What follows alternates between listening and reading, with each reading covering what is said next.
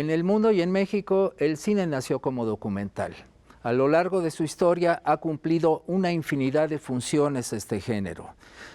En México, su historia ha sido muy particular. Hoy hablaremos de ella con uno de los más importantes documentalistas de este país.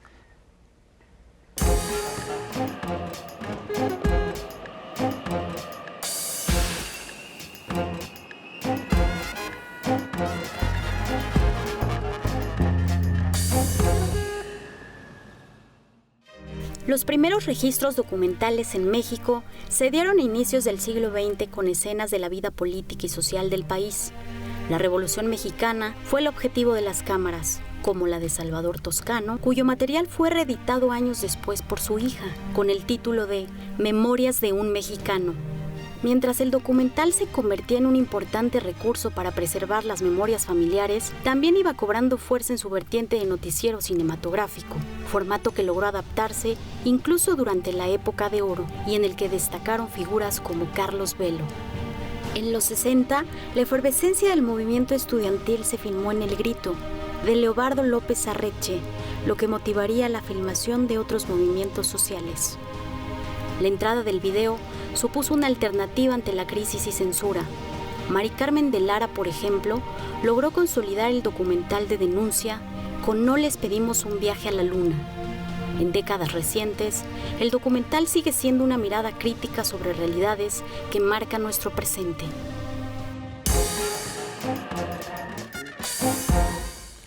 ¿Qué tal? Después de haber visto esta pequeña cápsula sobre la historia del documental en México, ahora vamos a profundizar con el tema con un invitado muy especial. Estamos con Everardo González, yo lo conozco pues casi desde chiquito. Exacto. Desde hace muchos años, cuando todavía tenía pelo, como él dice, igual yo también tenía más pelo y negro todavía lo tenía. Más o menos. Más o menos. Es uno de los documentalistas más importantes de nuestro país, tiene una gran producción documental y tiene un gran reconocimiento internacional. Entonces, muchas gracias Everardo, por acompañarnos. Gracias. Quisiera que nos empezaras a contar cuál es la importancia del documental en este país, Everardo. Fíjate que yo creo que ha cambiado mucho su relevancia. O sea, creo que por un tiempo fue, digamos, la otra cara de lo que se podía contar en los medios hegemónicos, por ejemplo, en el control mediático. Y ha ido evolucionando, pues, ¿no? O sea, creo que hoy me parece que es importante porque es también el espacio en donde se puede articular todo lo que es documento audiovisual que está desperdigado por el mundo. Eso por un lado. Y por el otro, porque no deja de ser relevante el testimonio audiovisual de la memoria de un país, ¿no? Yo sé que todo el cine es así, pero no deja de ser fragmentos de interpretaciones. Y a veces la crudeza del documento, no necesariamente de la pieza completa, sí es más cercano a la verdad, cuando todavía no es interpretado por los cineastas ni por sus autores, ¿no? Entonces, pues eso me parece que es importante, que el registro, por lo menos incluso en las piezas, en las secuencias, en las escenas, aunque no articulen todavía una película, tienen ese valor del resguardo de la memoria y de contarnos la historia, pues, ¿no? Creo que es tan relevante como lo es la historia. ¿Y tú cómo ves el crecimiento del documental yo siento que de los 90s, 2000 para acá, el documental ha cobrado una gran importancia en nuestro país. Durante algunos años ganó más premios internacionales que la propia ficción, ¿no? Y creo que no ha tenido, bueno, creo que ahora se acerca a tener un trato similar al de la ficción en cuanto a apoyos, en cuanto a lugares para exhibición, etcétera. ¿O tú cómo la ves? Sí, también todo ha cambiado, ¿no? O sea, yo vengo formado de una época en donde los caminos del documental no se parecen a los que ocurren hoy, ¿no? Era o un espacio muy militante, era más bien una herramienta prácticamente social en muchos momentos de denuncia, y por otro lado era también el camino de lo informativo o el tema de la divulgación, por ejemplo, era un divulgador, ¿no? A mi generación, de alguna manera, porque le toca romper con eso de manera muy intuitiva, por la revolución tecnológica, por la digitalización del cine, y entonces empieza a pelear espacios que en México al menos estaban tomados casi en su totalidad por el cine de ficción, ¿no? Y ahí empieza un camino que para mí fue muy interesante porque no involucró solo a cineastas, sino a promotores también, ¿no? Instituciones que empezaron a tener empeño porque era un fenómeno además mundial, ¿no? Digamos que esa revolución tecnológica, la revolución digital, pues tocó a todo y se volvió, yo creo que sin demagogia, en el brazo más democrático, más descentralizado del cine, el que permitía que la dependencia a lo que era la élite cinematográfica no fuera lo que pesaba para hacer una película, ¿no? El documental ha sido eso, ¿no? Por eso es más fácil, por ejemplo, encontrar documental indígena, por ejemplo, hecho por comunidades indígenas. Es más fácil encontrar eso que una película de ficción hecha por una comunidad indígena. Es más accesible, pero también es más democrático en muchos sentidos, es más libre en otros también. No depende del gran capital a veces, ¿no? Eso ha ido cambiando. Yo creo que ahora empieza a entrar en ese terreno también con la nueva revolución tecnológica, que es el cambio de la pantalla de exhibición, en donde el documental ahora entra un poco del lado del entretenimiento y empieza también, digamos, que a generar un nuevo filtro. Y eso es interesante, como el camino que ha logrado el documental, que lo ha logrado básicamente porque conecta con los espectadores, pues, ¿no? Siempre. Lo que pasa es que ha cambiado el perfil de espectador de documental también, ¿no? O las necesidades de la gente por acercarse a un documental. Y hoy, pues, yo veo que son muy exitosos incluso en plataformas pues sí, de programación, que no deja de ser televisión, pero a la hora que tú quieras. ¿Y tú crees verla, que eso ¿no? ha cambiado los temas y sí, la forma de hacerlos? Ese es el gran peligro, ¿no? O sea, yo sí pienso que el gran riesgo es que no dejan de ser espacios del gran corporativismo, ¿no? Son grandes corporaciones, pues, ¿no? Y tienen definitivamente más cercana la tradición del documental gringo. O sea, no voltearon a ver por ejemplo, la tradición documental, ni siquiera mexicana, olvídate tú, brasileira o francesa, o sea, es básicamente el formato de Estados Unidos, ¿no? Y eso definitivamente que sí está generando que se uniformen las maneras de narrar, por lo menos dentro de ese espacio. No quiere decir que no encuentre uno posibilidades. Yo he encontrado posibilidades ahí también de que películas que no se parecen para nada a esos formatos estén, pero normalmente cuando la producción viene desde ese espacio, sí hay esa exigencia, ¿no? Ahora, no deja de existir los otros muchos documentales que hay, ¿no? Porque también yo pienso que pensar en que el documental es uno solo es un error, ¿no? Responden a lógicas distintas y a necesidades distintas. Una comunidad rural, por ejemplo, encuentra en el documental una herramienta distinta a la que va a encontrar una plataforma, ¿no? Las dos son valiosas, pues no tienen razón de ser distinta. O incluso el cine comunitario, por ejemplo, ¿no? Digamos que tienen lógicas distintas de producción, necesidades creativas también distintas, y por supuesto que también tendrán que pelear por ventanas de exhibición distintas. Y ahí es donde yo creo que hay un error. No todos los documentales caben en las mismas ventanas. Y yo creo que hay que hacer un esfuerzo desde la producción para encontrar las ventanas del tipo de cine que uno hace, ¿no? Si quieres, vamos a ver algo de tu trabajo, Everardo, y regresamos. Seguimos platicando. Dale.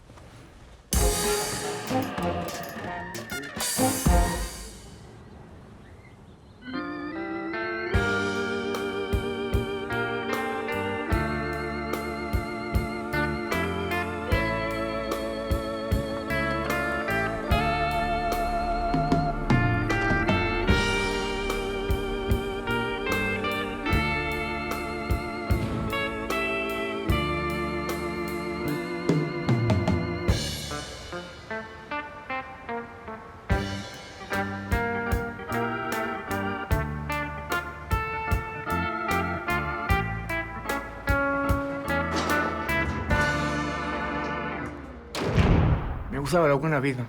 Me gustaba mucho vestir bien y siempre me ha gustado. Buen trajeado, con, según el tiempo, una buena gabardina, mis guantes y todo eso, corbata y todo. Mi nombre es Jorge Calvo Márquez, alias Fantomas, la amenaza elegante, como digo.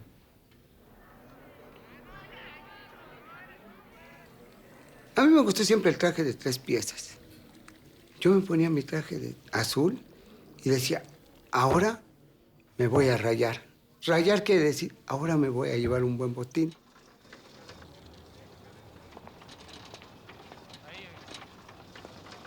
Me gustaba ir al Desierto de los Leones, me gustaba ir a Cuernavaca, me gustaba ir a diferentes lugares, Sanur, con mi esposa o con mis novias. ¿Muchas novias? Pues sí, cuando le ven a uno dinero hay muchas. Mi saque es el que siempre me ha caracterizado. Yo tenía mis raquetas de grafito, yo tenía mi membresía en un club, puras canchas de arcilla. Y tienen que usted que entrar con tenis que no molesten la arcilla. Y tiene que entrar usted uniformado como debe de ser para entrar a una cancha de tenis. Y para mí era muy bonito, ¿me entiende? ¿Por qué? Porque a mí se me hace un deporte muy bonito. El tenis para mí es lo máximo.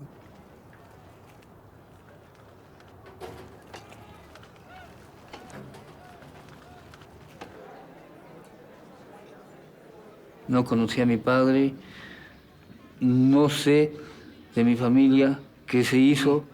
Entonces mi idea fue de que pues, en las casas ricas no creía yo que me fueran a negar un taco y me iba a las casas ricas a pedir taco.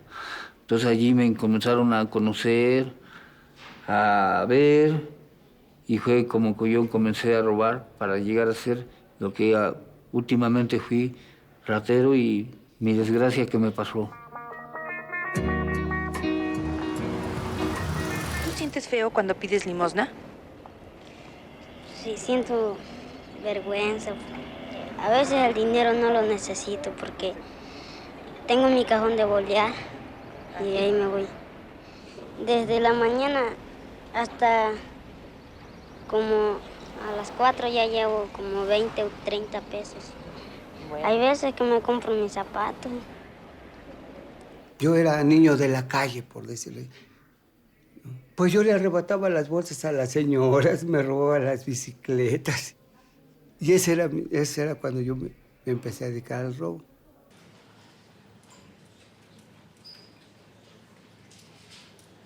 Agentes de la Policía Judicial del Estado de México lograron la captura de Efraín Alcaraz Montes de Oca, alias El Carrizo. Desde hacía 30 años se dedicaba a cometer robos en casas habitación del Distrito Federal y del área metropolitana. Uno de los delincuentes más buscados por la policía mexicana, presunto responsable de cientos de robos a residencias ocurridos en el Distrito Federal y área metropolitana en los últimos 30 años, fue detenido por agentes de la Policía Judicial del Estado de México. El detenido es... Siempre se me ha llamado a mí el rey de los horreros. Porque decía mi abuelito en paz descanse, hijo, si ya no te compones, si no eres el mejor, cuando menos debes de ser uno que no seas del montón. No soy del montón. ¿Cuántas casas habrá robado, señor? Pues yo creo que unas 60, 70 casas. ¿En tanto tiempo? Pues en tanto tiempo de que tengo de andar de ladrón, pues yo creo que he robado casi media Ciudad de México. Logró lo que muchos no logramos. Llegar a tener, pues, como quien dice, todo lo que necesita, todo lo que quiere. Yo no le quito a la gente que no tiene el pan. ¿Entiende? Yo le quito a quien le sobra.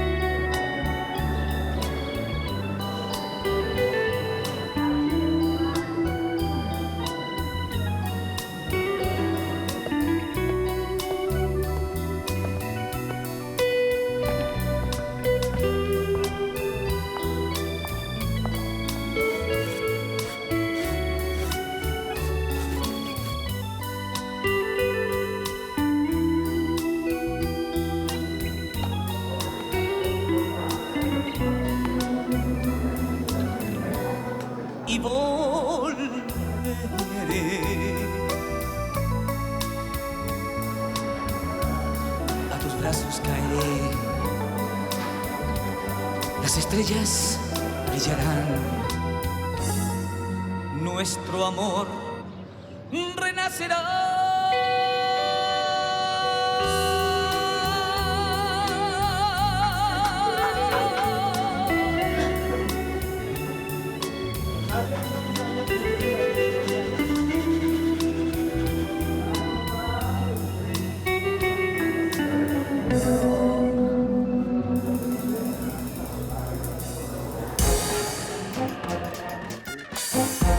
Bueno, acabamos de ver una prueba del trabajo de Everardo, los invitamos a que vean el resto de sus documentales. Él es de las pocas personas que yo conozco que tienen una distribuidora independiente, ¿no? Que no tienen como la producción y la distribución junto. Entonces, háblanos un poco, Everardo, de las diferentes ventanas que existen para el documental. En eso te habías quedado, que había que buscar una ventana para cada tipo de documental. Háblanos de las diferentes ventanas que hay y de las que tú has encontrado. Sí, es que son muchas, Cristian. Por ejemplo, o sea, hay películas que incluso tienen más valor, por ejemplo, para ser proyectadas, o van a ser más valoradas si son proyectadas en las comunidades a quienes se dirigen, ¿no? O más bien a las comunidades que retratan, por ejemplo, ¿no? Hay todo un escenario, por ejemplo, académico que en México se ha explotado muy poco. En Estados Unidos es muy relevante la exhibición y la distribución de cine documental dentro de las universidades, ¿no? En todo el circuito académico. Aquí vamos muy atrasados con eso, pues, ¿no? La televisora pública es una opción, por supuesto. Las redes de cinetecas o cines independientes.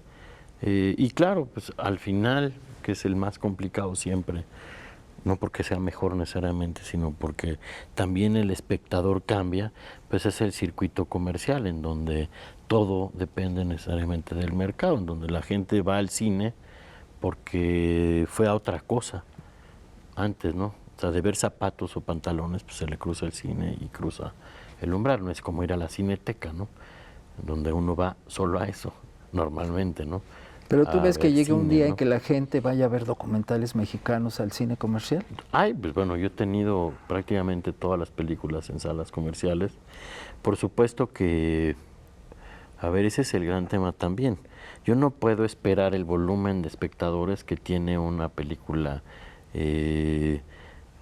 olvídate tú, extranjera, pues con inversión de publicidad, ni siquiera mexicana, ¿no? Yo sé que hay algo que definitivamente que se opone a que haga muchos números, ¿no? Pero yo he tenido las películas ahí y no nos ha ido tan mal, pues no ha quebrado, yo con eso es suficiente por ahora, ¿no? Ahora, lo cierto es que también el volumen de espectadores promedio de las películas ha cambiado, porque ahora el cine básicamente se ve en muchos sentidos dentro de las casas, pues, ¿no? Y la pandemia aceleró ese proceso, ¿no? Entonces, pues si una película, por ejemplo, como La libertad del diablo, que pudo hacer entre 30 a 35 mil, era un montón. Si Presunto culpable hacía 1 millón de espectadores en una época, pues hoy es prácticamente imposible que una ficción independiente, por ejemplo, independiente me refiero a que no viene financiada necesariamente de los estudios de cine, pues ya no alcanza el 1 millón de espectadores tampoco. Entonces todo eso se ha modificado. Yo creo que el error está en tener las expectativas que se tenían antes de las plataformas, del nuevo acercamiento a disfrutar de una película, pues, ¿no? Teniendo más o menos eso claro, se puede llegar, como no, a las salas comerciales, aunque no, yo creo que a veces es un despropósito, porque también uno debe entender que uno no es necesariamente masivo, y sí hay cierto perfil de gente a quien uno le habla en todas las cinematografías, me explico, como en toda la literatura. Eso es pretender que toda la literatura debiera ser un bestseller. Claro, pero ¿no te parece una contradicción? Casi estoy seguro que también es tu caso, que se vean más o se hayan visto más tus documentales en otros países que en el propio México. Es que yo no estaría tan seguro de que al menos en mi caso haya ocurrido así, porque, o sea, sí se han visto en otros países, pero no creo que por el mismo número de personas. Porque además la sala de cine no ha sido la única ventana para que mi trabajo se vea aquí. No quiero con esto decir que ha sido muy visto, ¿no?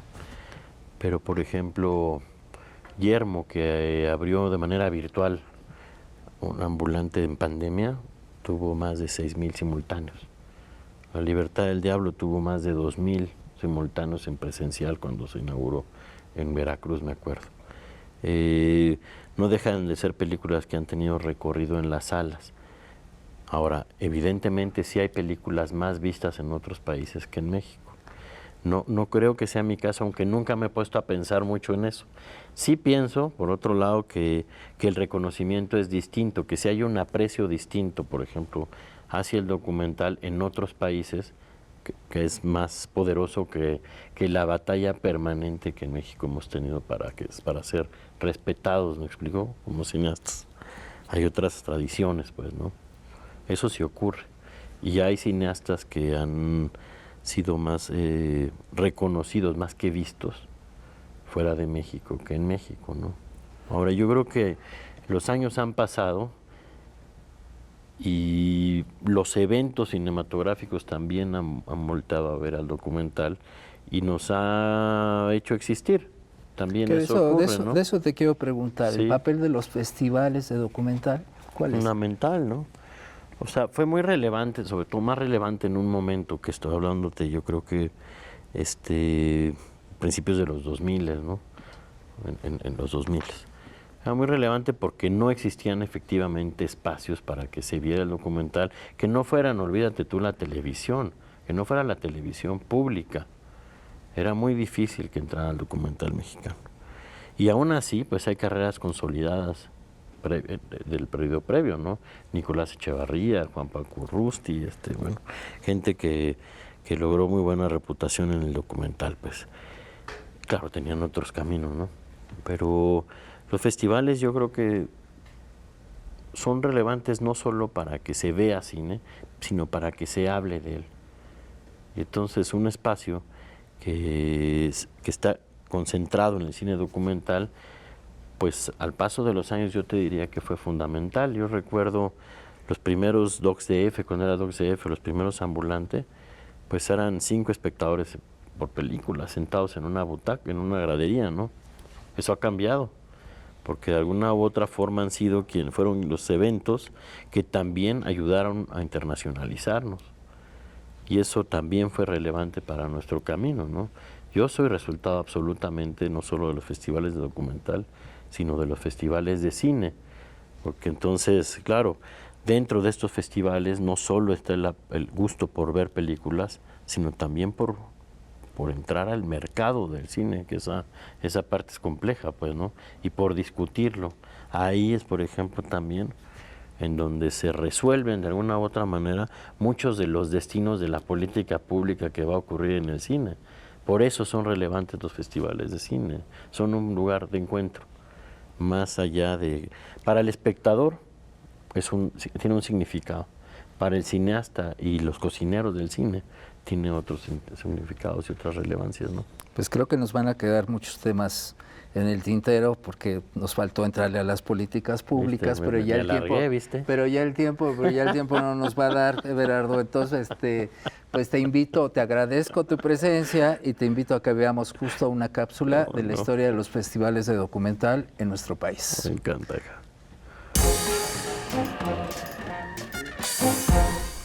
En 1958, desde el primer evento internacional de cine conocido como Reseña Mundial de los Festivales Cinematográficos, comenzaron en México experiencias pioneras enfocadas en el cine de no ficción, que ha sido de gran relevancia para una red de festivales de documental tan viva y fuerte como lo que existe el día de hoy.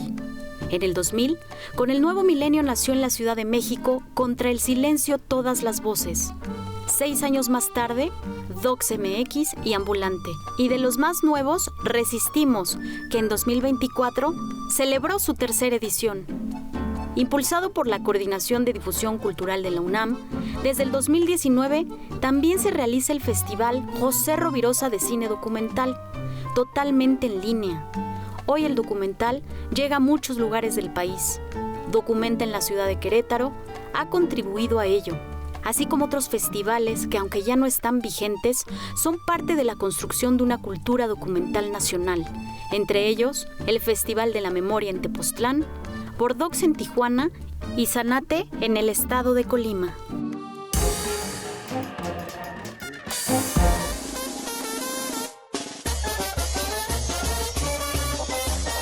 Hola, me llamo César Ramírez, soy miembro del colectivo Mirar Nuestras Raíces, de acá de Milpalta, de la alcaldía Milpalta. Y nuestro proyecto consiste en realizar documentales de corte cultural que difundimos en los pueblos con algunas presentaciones, etc. Ahora con PACMI estamos realizando 6 documentales, también sobre diferentes temas, y la importancia de esto es que la gente vea un poco cómo reflexionar sobre su cultura, sus costumbres. El momento que se ven reflejados en pantalla, creo que cambia un poco la visión y se le valora más a todas las manifestaciones, usos y costumbres que se llevan aquí a cabo en Milpalta, porque Milpalta es una alcaldía rural con un montón de tradiciones, costumbres que poco a poco se han ido perdiendo, y nosotros lo que queremos es que no se sigan perdiendo, sino se revaloren poco a poco y la gente vaya creyendo más en lo que hace y cómo lo hace.